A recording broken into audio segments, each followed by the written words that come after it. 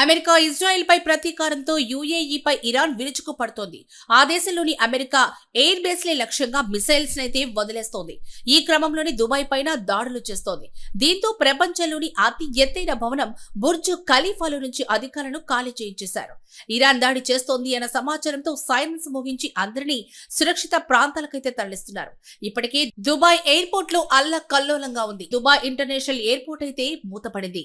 Israel దాడులకు counter గా gas దాడులు జరిగినట్టు తెలుస్తోంది. మిడిల్ ఈస్ట్ లోని ఇజ్రాయెల్ సైనిక స్థావరాలే లక్ష్యంగా అటాక్ జరిగినట్లుగా వార్తలు వస్తున్నాయి. ఈ పరిణామాల నేపథ్యంలో దుబాయ్ ఎయిర్పోర్ట్ లో గందరగోళ వాతావరణం నెలకొంది.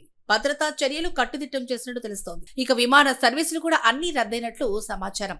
ప్రయాణికులైతే విమానాశ్రయంలోనే నిలిచిపోయారు. ఇక ఎప్పటికప్పుడు అప్డేట్స్ కోసం అయితే ఎయిర్లైన్స్ ప్రకటనల కోసం ప్రయాణికులు ఎదురు చూస్తున్నారు. పరిస్థితిపై అధికారిక ప్రకటన కోసం అంతర్జాతీయ వర్గాలు కూడా గమనిస్తూ ఉన్నాయి.